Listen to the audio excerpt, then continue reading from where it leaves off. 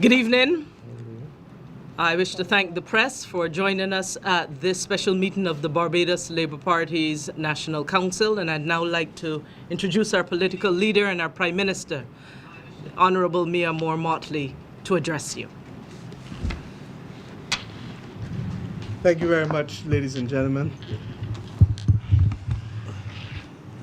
This evening, as you can see, and you're among us still, the National Executive Council of the Barbados Labour Party has met and reflected on the issue of the nomination of a candidate pursuant to the announcement by my colleague and comrade Gline Clarke that effective next Wednesday, the 30th of September, that he will resign from the House of Assembly. This afternoon, we would also have met as a parliamentary party in order to be able to prepare for this meeting of the National Council. On Monday evening, I would have met with the executive of the St. George North branch and most of the key members of that constituency. Pursuant to all of that, I'm happy to announce to you that the Barbados Labour Party will have as its candidate, whenever the by-election is called between the 1st of October and the 31st of December, will have as its candidate in the constituency of St. George North a strong woman in the form of Toni Moore.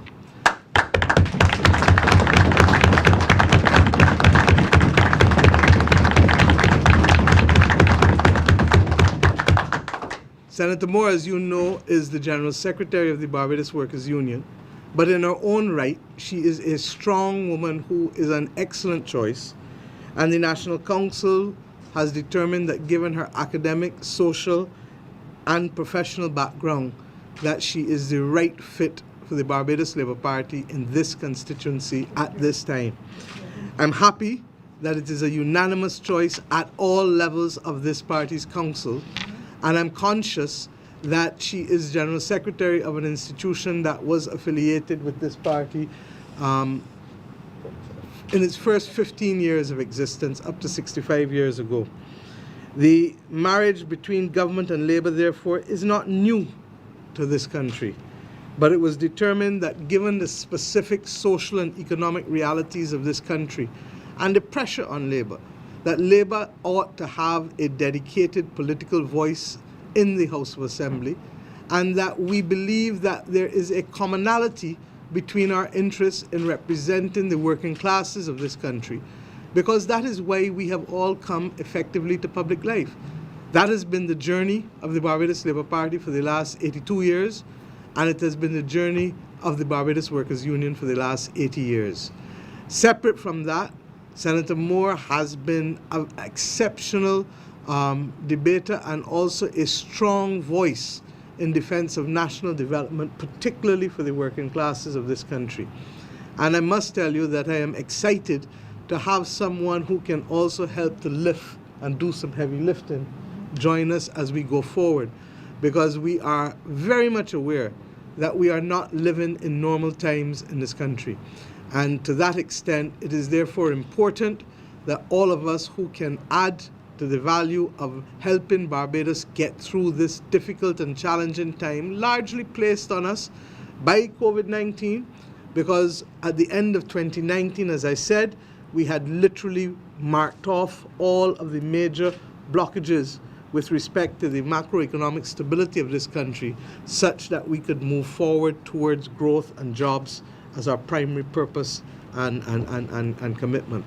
We have had blockages and obstacles in the road. And when you have blockages and obstacles in the road, you need all good people who can do heavy lifting to come and help you do it. Because as I've said from day one, many hands make light work. Am I proud to lead this party at this time and to be able to announce the candidacy of Senator Toni Moore? I'm ecstatic, because I believe that Barbados will find that she will add tremendous value to the debate in the House of Assembly, to the programs and projects of the Barbados Labour Party, and to the cause of labor generally and the working classes of this country, and that her voice has been steadfast even over the course of the 6 years without her being in Parliament. And now that she will have the opportunity in her own right, once the people of St. George North give her that chance whenever the by-election is held, I am confident that she will make a tremendous difference to this country. Does she come without others going before her? No. Sir Frank Walcott is the one most of us remember. But the Barbados Workers' Union first General Secretary would have been Sir Hugh Worrell Springer, then Sir Frank Leslie Walcott, then Sir Roy Trotman, and of course now Senator Moore. And the truth is that all of them before would have given full expression to the purpose of political representation for the laboring classes. So without further, because this is not intended to be a long night for you, the journalists, but I thank you for being here. But without more, I'd like to offer Senator Moore the opportunity to speak, and then thereafter, obviously, Mr. Gline Clarke, who has been the person who has been at the center of the moment and whose resignation from active politics will now lead, obviously, to this opportunity for a by-election. Senator Moore?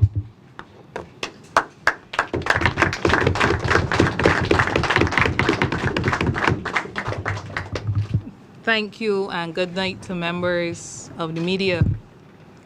I'm sitting here and I'm thinking that approximately 6 years ago,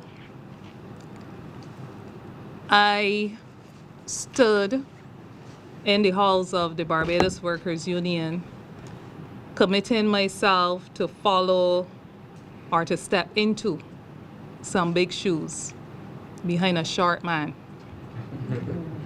And again, I find myself here, short only in stature. I find myself here, not at the Barbados Workers Union, but now at the Barbados Labour Party, committing to step into the shoes of another short man. But both of them leading in a way that has set a powerful and a very demanding track record to keep up with. Tonight, my overwhelming emotion is humility. I am humbled that the Barbados Labour Party, at all levels of the party, have sought me and found it necessary to support my candidacy at this time.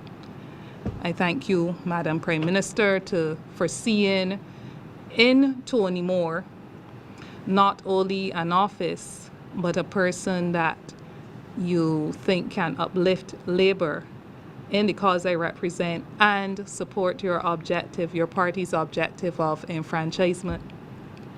I am humbled by an executive in St. George North, a branch executive, where a number of very good people, worthy people, have come from within. One of them sitting to my immediate left, who have been willing to serve, who would be willing to serve, but who have seen it fit to step aside, not because I'm better than they might be in the service that they can offer, but to give Labour a platform to serve not only the people of St. George North, but to serve more widely and execute more widely the mandate of the working class for Barbados.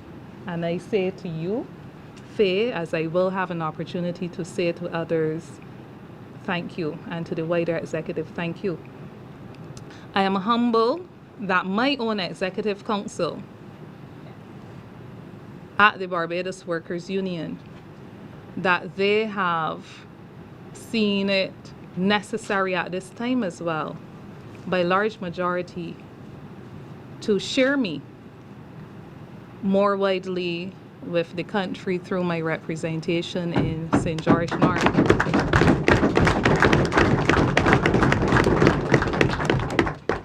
Not if I win, but when.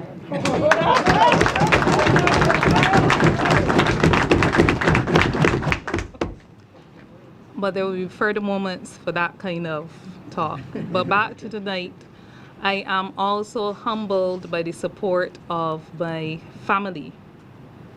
my husband is here, and my family have been my rock through every single journey that I have taken, stepping out of myself to serve people at the levels that I have undertaken, not only in the BWU, internationally, wherever, and now with this. So I know they're watching, and I thank them for that from the bottom of my heart.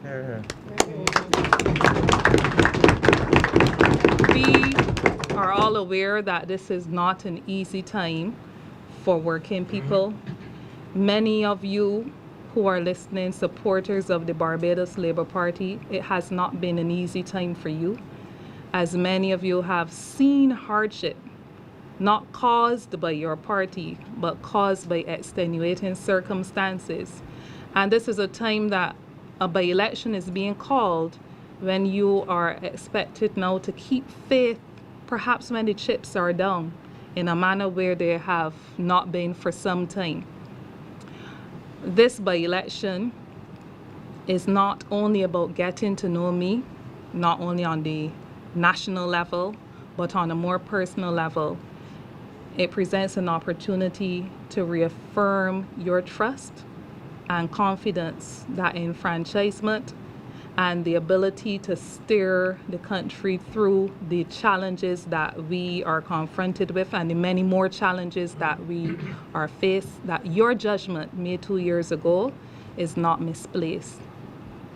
Time for getting to know me and deciding really on me will come perhaps at a general election time. But this is I see myself as an instrument, but this is less about me now and more about you and your beliefs in what is best for Barbados. I am therefore looking forward to meeting with you, getting to know you better. I have not been a party person. Don't hold that against me. Neither do I expect you to hold previous statements made by me of not seeing the necessity to walk the political road. That was taken at a time where that was my belief. But things have changed. Not only COVID has caused change, but experience has changed that. And during the coming weeks and months, we're going to hear a lot of things, a number of opinions formed, a number of attempts to undermine what is on the table right now and the objective that this union, my joining you, is intended to achieve. And anyone who has followed me will understand that I can bear the humps and grumps, because for me it is more about doing and less about being preoccupied with the negatives around. So to members of the media, this is not the opportunity, as Prime Minister has said, for long debates. I anticipate that some of you will want to be interviewing me, like the bag. I don't have the bag because I know that you've been lining up as speculation has been rampant. So there will be opportunities for us to delve into more about why this and why now. But my commitment to those members of the Barbados Workers Union who may be uncomfortable, who may wish to support but not sure if they are liking this right now, I'm not leaving the union. I'm not joining this move to be silenced. But on the contrary, my decision is to not only be heard, but heard more loudly in a way that I can impact meaningful change and bring difference to this country. That's what I said about 6 years ago, and that's it now. So I thank you once again, and Thank you. And I also don't want this little short man to hold things against me. So I thank him too in a personal way, because he has been a friend to my family. He and my dad go back from school days. And when I came to St. George, not born in St. George, I'm born in St. John, but my father took over the pastorship of a church in Flat Rock, St. George when I was 15, that's 1991. Yeah, just about 2 years before the Honorable Minister came, the Member of Parliament came to the area, and we've continued to forge that relationship. So I know that now is an especially proud time for him to be handing over to one who is family and who he can have the utmost confidence in that I will not destroy the legacy that you have created in St. George North. Thank you.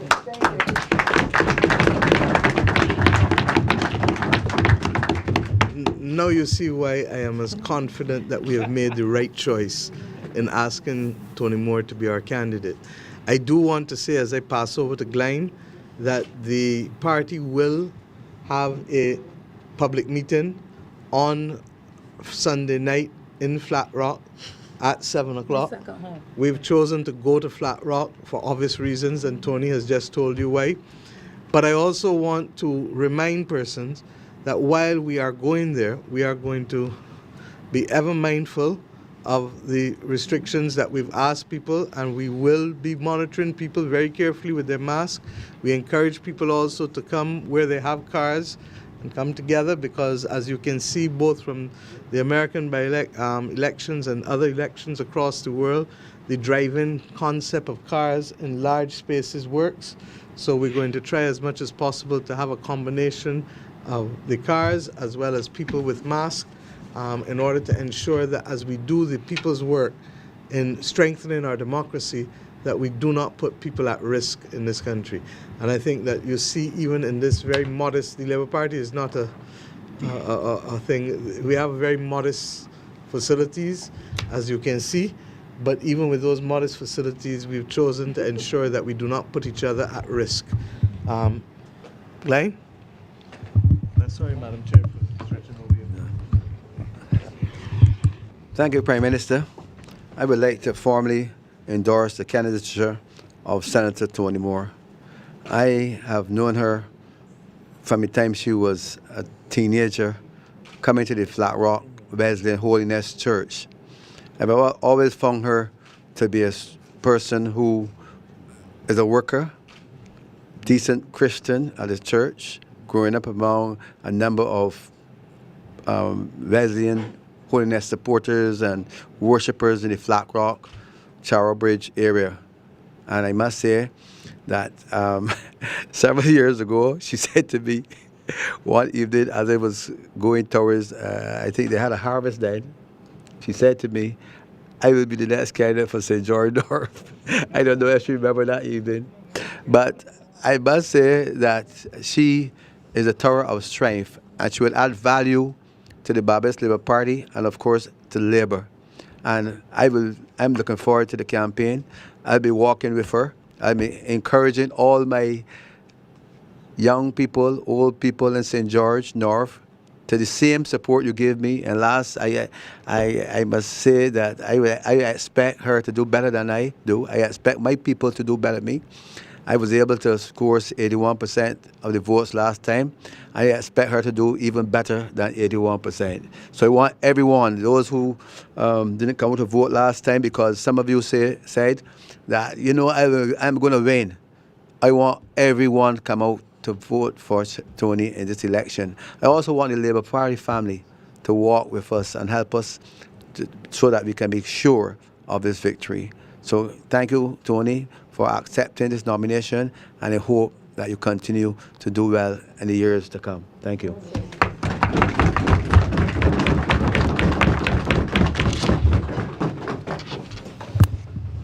Okay, thank you very much, Gline, and I really want to commend Gline Clarke. Gline has been a sterling representative, and I mean that, as I said Sunday night, you only have to look at his record in the constituency of St. George North and the changes that have happened in that constituency to understand the value of his representation for the people of St. George North. And I have every confidence, Gline, that you will continue to serve this country with distinction, because apart from anything else, you have the most important characteristic for success, and that is the capacity to get on with people and to build relationships and networks and progress based on your relationships with people. So thank you very, very, very much from a grateful party and a grateful country. Ladies and gentlemen, as Tony said earlier, we're going to have a lot of time to talk going forward. We felt that having had the council meeting this evening and the Workers' Union having had their council meeting too, that we had an obligation to meet with the press, but we know the hour is late and we look forward to engaging with you in the near future again. So I'd like to thank you and to invite those of you who can't make it to Flat Rock on Sunday.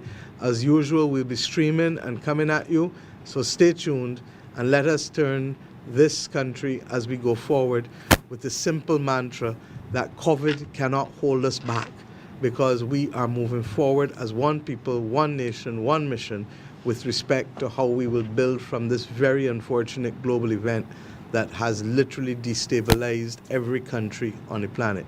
Thank you and God bless.